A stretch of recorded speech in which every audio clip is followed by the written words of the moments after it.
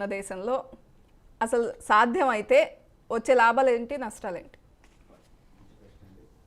ఇది జమిలీ ఎన్నికలు అనేది మీరు అన్నట్టు మొత్తంలో అతిపెద్ద ప్రజాస్వామ్య దేశం. కరెక్ట్. ప్రపంచంలో అత్యధిక జనాభా గల దేశం. దాంతోపాటు మనం చెప్పడానికి ఇబ్బంది పడాలి, కానీ అది చెప్పడం కూడా ధర్మం కాదు, కానీ చెప్పాలి. ప్రజల్లో అచేతనమైన స్థితిలో ఉన్నటువంటి, అంటే వేరే దేశాల్లో కొంచెం క్రమశిక్షణ, చట్టాల పట్ల అవగాహన, క్రమశిక్షణ ఇవన్నీ ఉంటాయి. ఇక్కడ ఎవరిదికి వాడితే రాజ్యం, భాగస్వామ్యం ఎక్కువ, ఎవరు చెప్తే ఎవరు వినరు.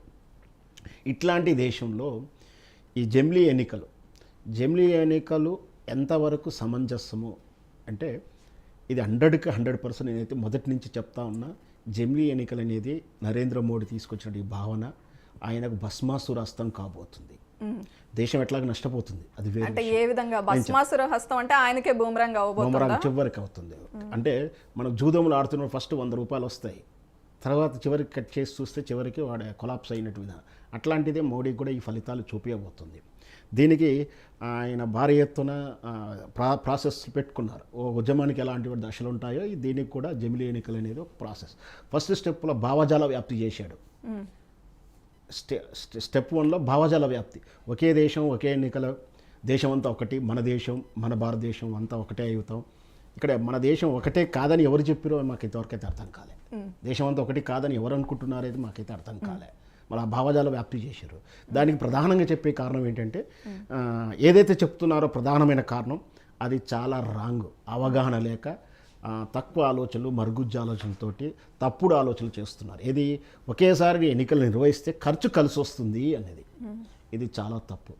ఈ ప్రశ్నకు బదులు ఎవరిస్తారు ఇంతవరకు ఎవరు చెప్పట్లేదు, కానీ నేను అడుగుతాను చివరికి ఆ ప్రశ్న తీరు కూడా అడుగుతాను. అయితే భావజాల వ్యాప్తి ఫస్ట్ స్టెప్ కరెక్ట్ చేసేసుకున్నారు. రెండో సన్నాహకాలు అంటే చట్టం తయారు చేయడం ఏంటి, కమిషన్ ఇవ్వడం, రాజ్నాథ్ కోవింద్ గారు ఏర్పాటు చేసుకున్న బిల్లు రూపంలో తీసుకొచ్చారు. 3వ దశలో ఇప్పుడు పార్లమెంట్లో ప్రవేశపెట్టింది. 4వ దశలో అది చట్ట రూపంలో మారుతుంది. 5వ దశలో అమల్లోకి వస్తుంది. ఇదంతా ఏ దశలో ఆగిపోతుంది అయితే నేను అనను. ఖచ్చితంగా ఎన్ని మెజార్టీ ఓట్లు రావాలో అంతకు ఎక్కువనే వస్తుంది. ఎంత బద్ధశత్రువునైనా సరే ఏ పార్టీ వాళ్ళని మెడలొచ్చి భయపెట్టి నయానా భయాన ఎంఐఎంతో సహా ఓటు వేయించుకుంటారు నరేంద్ర మోడీ. ఈ చట్టానికి కానీ బిల్లుకి కానీ ఎక్కడ ఆటంకం ఉండదు. ఎవరైనా ఓటు వేయాల్సిందే. తమ భావ సిద్ధాంతాలకు, తమ మూల సిద్ధాంతాలను చంద్రబాబు నాయుడు గారు ఏదైతే ప్రాంతీయ భావజాలం, ప్రాంతీయ తెలుగువారి ఆత్మగౌరవం, మాకు యూనిటీ ఉండాలి అని చెప్పి ప్రాంతీయ భావజాలానికి ఏర్పడిన తెలుగుదేశం పార్టీ ఈరోజు అదే భావజాలం ఏదైతే జమిలీ ఎన్నికల్లో ప్రాంతీయ పార్టీలను అనగదొక్కాలని ఏర్పాటు చేసినటువంటి భావజాలానికి ఓటేసింది.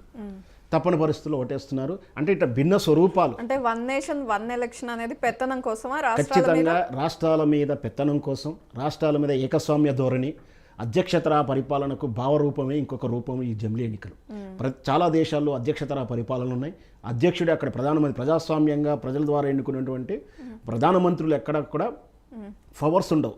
నామినల్లే. బ్రిటన్, అమెరికా లాంటి ఎక్కడ చూసుకున్నా కూడా నామినల్లే. పాకిస్తాన్ లాంటి ప్రెసిడెంట్ తరహా పరిపాలనలు చేయాలని, వాటి మీద పెత్తనం చేయాలని, ప్రత్యక్షతర ప్రెసిడెంట్ చేస్తే ఉంటే మిలిటరీ అధికారాలు ఉంటాయి వాళ్ళకు, పోలీస్ అధికారాలు కాదు, మిలిటరీ అధికారాలు ఉంటే దాని ఇష్టం వచ్చిన రీతిగా ఎవరినైనా అరెస్ట్ చేయొచ్చు, రద్దు చేయొచ్చు, వాళ్ళ మీద ఏదైనా పెత్తనం చేయొచ్చు అన్న ఆలోచన భావజాలం.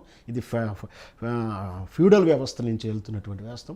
మనం ఇది ఇండైరెక్ట్గా ప్రజలకు దేశభక్తి, దేశ సమైక్యతం కోసం అని చెప్తున్నప్పటికీ ఇది కేంద్రం రాష్ట్రాల హక్కులను కాలరాష్ట్రానికి, ప్రాంతీయ తత్వాన్ని, ప్రాంతీయ పార్టీల ఉనికిని కోల్పోవడానికి చేయడం. ఎందుకంటే అనుక్షణం తమిళనాడు చూసుకున్నా, కర్ణాటక చూసుకున్నా, కేరళ చూసుకున్నా, తెలంగాణ చూసుకున్నా, ఆంధ్రప్రదేశ్ చూసుకున్నా, ముఖ్యంగా దక్షిణ భారతదేశంలో నరేంద్ర మోడీ కానీ బీజేపీ కానీ గతంలో కాంగ్రెస్లు ఇక్కడ ఉన్నప్పటికీ కూడా వాళ్ళకు కొరకరాని కొయ్యగా మారినాయి దక్షిణ భారతదేశ రాష్ట్రాలు.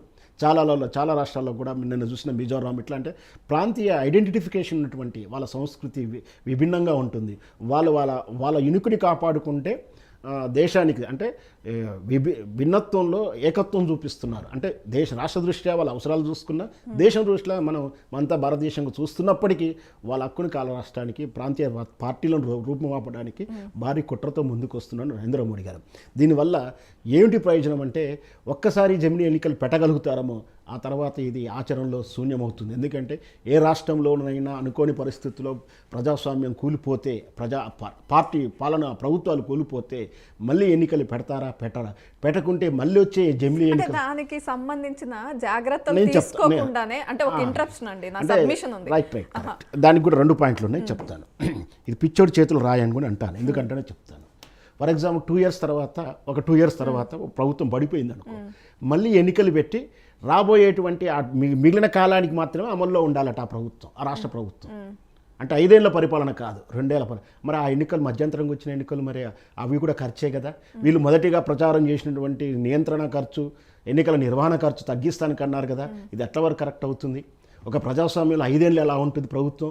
బై ఎలక్షన్లకు వచ్చేది 5 ఏళ్ళు తాత్కాలికంగా ఉంటుంది. అంటే ఎవరైనా చనిపోయినప్పుడు, మధ్యంతరంగా చనిపోయినప్పుడు అప్పుడు ఉప ఎన్నికలు వస్తే అప్పుడు ఆ 3 ఏళ్ళు ఉంటే ఆ 3 ఏళ్ళు, 2 ఏళ్ళు డ్యూ ఉంటే ఆ 2 ఏళ్ల వరకే ఉంటాడు ప్రభుత్వం. అంటే పార్లమెంట్లో ఏదైతే అసెంబ్లీ ఉంటుందో, స్పీకర్ ఏదైతే ఉంటుందో ఆ పార్లమెంట్ రద్దయినంత వరకు దాకా, లేదా అసెంబ్లీ రద్దయ్యేంత వరకు వాళ్ళ వ్యాలిడిటీ ఉంటుంది.